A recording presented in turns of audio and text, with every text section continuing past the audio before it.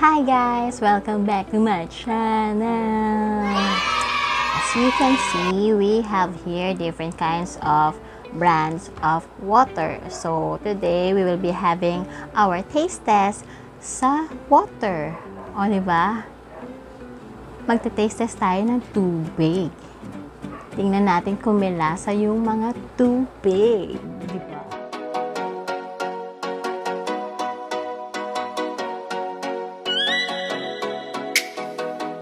Okay guys, welcome back to my channel. Ay, ang formal na. So please don't forget to subscribe, like, and share my video. And please don't forget to comment below. Okay? Hindi ako sanay. Okay, so let's do this. Ngayon, as you can see, I have meron akong tatlong affordable water here. Then etong side na to medyo pricey siya sa supermarket. So, we will be having a taste test regarding sa mga waters na or bottled waters na hindi madalas siyang bilhin. So, ito pinili ko to kasi as alam niyo na yung mga Absolute, Wilkins madalas bilhin yan. So, itong mga to binili ko kasi hindi siya matunog. Hindi siya para sa akin, hindi siya ganung mabili. And itong nasa left ko, lalo na to mga to, na medyo pricey talaga siya. So, now, we will taste na yung different kinds of water. So, unahin ko muna itong mga medyo affordable na bottled waters. Let's start with Viva. Viva Eco Water. Okay. Pwede na natin. So, this is 10 pesos. So, ito, guys, because this is 10 pesos, Viva. And Le Mineral is 8 pesos. And Aquafina is 8 pesos. And Dr. Edwards is, ito na yung mga pricey, 41 pesos. And we have Evian, which is 44 pesos.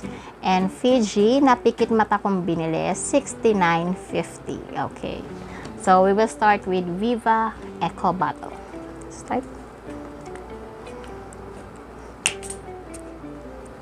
May spirit na tunog.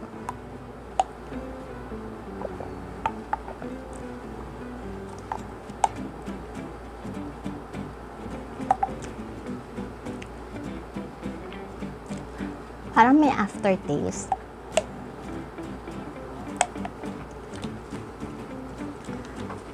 Hindi naman siya unlike sa iba na may lasang buko.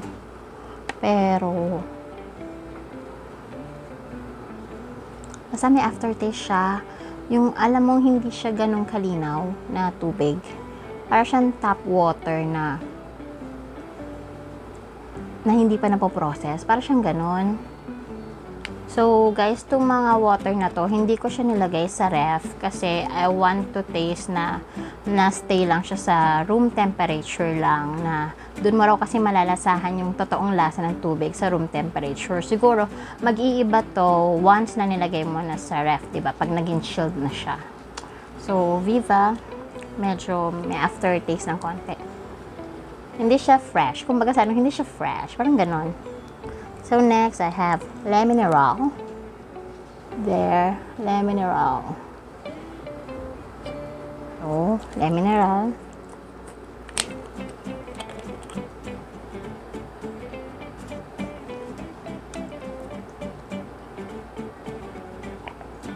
Lasang mineral water.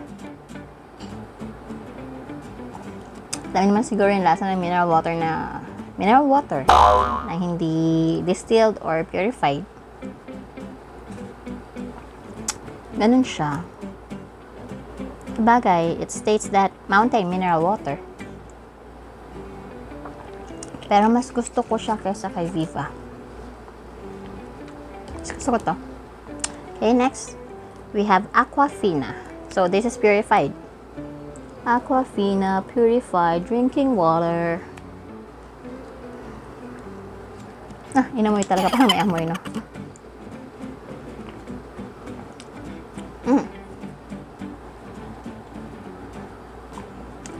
Aquafina. At ganon, siya yung purified pero kalagay pang purified using Hydro 7 process. Yung aftertaste niya, may konting kagat lang. Parang lasang buko. Sa huli.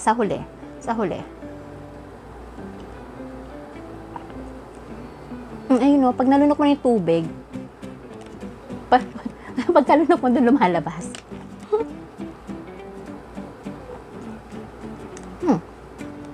Ayun o. Basta malunok mo na siya.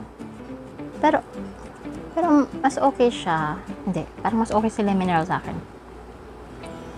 Anyways, parang okay naman siya. Siguro pag chilled, iba lasa ng mga to. Okay guys, let's go na sa medyo pricey na water bottles. So, taste na natin si Dr. Edwards. Ito, lahat to, first time ko lang siya maiinom. Actually. Kasi hindi naman ako bumibili ng medyo mamahaling water bottle. Have here is Dr. Edwards Sterilized Drinking Water. So, try natin siya, guys. Yan. Okay. So, this is 41 pesos. Tikman natin 41 pesos. Social. Ikaw na, naka-sealed. Sterilized. Nakalagay, guys, sterilized. Social.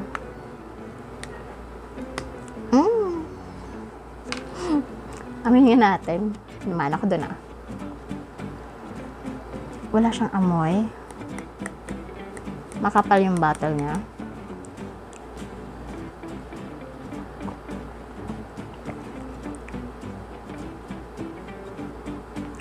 Alam niyo guys, hindi siya malinaw.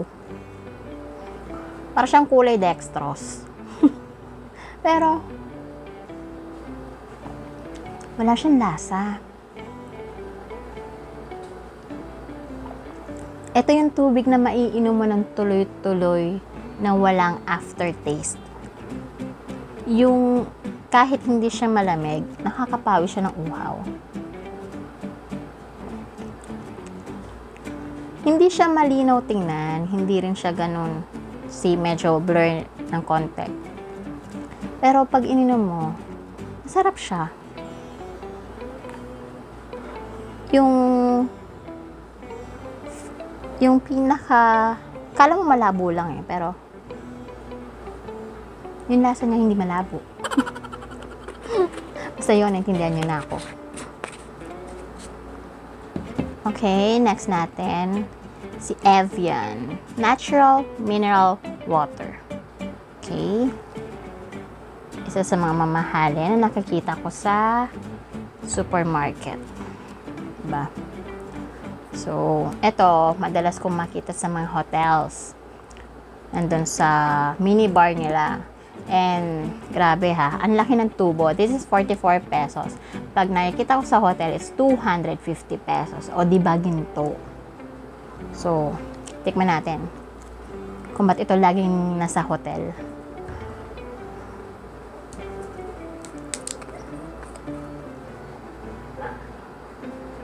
Amoy, pagbukas ko, amoy matamis.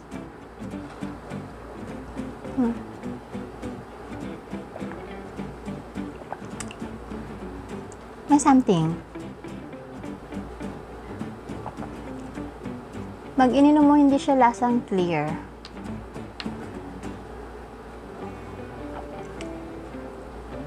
Di ba, sa medyo murang water bottle, pag ininom mo, yung iba, lasang buko juice.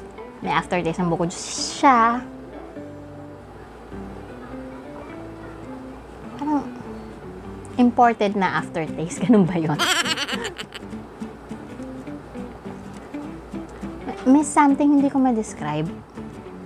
Pero maybe kung pinalamig, mag-iba. Inumin na natin to. Si Fiji Natural Artisan Water. Social. Ganda ng bottle, no? Blue. Blue, blue, blue, blue. So, inumin na natin 69.50. Di ba? Para akong bumili ng Coke.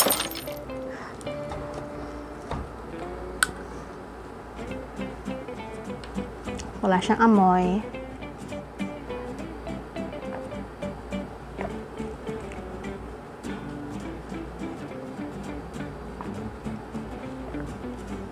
may something, hindi ko ma-describe.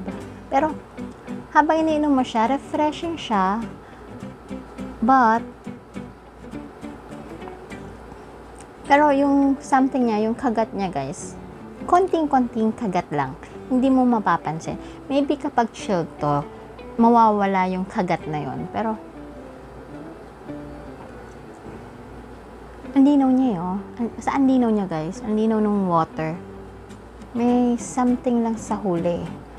Pero habang iniinom mo, masarap eh. Di ba naman di-distinguish? Mga lasa ng tubig eh, no? So, eto na siya. Sabihin ko, hindi ko na siya irarang guys. Sabihin ko lang kung ano yung nagustuhan ko based dito sa mga ininom ko. So, guys, ang nagustuhan ko sa tatlong to, I'll go for lime mineral. Kahit hindi siya malamig, okay siya sa akin. Masarap siya. Then, here, sa tatlong to, sa medyo pricey, ito, si Dr. Edwards. Pero ito, madalang to eh. Mas makikita mo si Fiji. Unlike kay Dr. Edwards. Madalang. So, kung wala si Dr. Edwards, I'll go for Fiji na rin. Masarap siya. Refreshing din siya. Siguro pag malamig nga to, mag-iiba siya. Mas masarap. Masarap din naman, pero mas mawawala siguro yung aftertaste. So, dahil ito yung nandito, I'll go for Dr. Edwards. Well guys, iba-ibang water kasi nandito. May purified, may mineral. So, search na lang kung ano mga difference nila and kung ano yung mas preferred yung inumin. Kasi, yun lang ang masasabi ko sa inyo. Medyo naiba yung food trip natin ngayon. So, kayo, kung gusto nyo i-try, bilhin to minsan. Maiba naman, no? Maiba naman. Ito, na-curious talaga ako nito kasi ito lagi na sa hotel. So, tumatagaktak na 250, tumataginting, ulan. Tumataginting na 250 sa hotel. So, na-curious lang ako. 44 ko lang pala siya mabibili sa supermarket. O, diba? So, guys, I have to go na. I have to end this. So, kung hindi ka pa nagsusubscribe, please don't forget to subscribe, like, and share this video. And please don't forget to comment below kung may gusto kayong sabihin sa akin. Okay, guys. Ciao! Direct, pa-close na!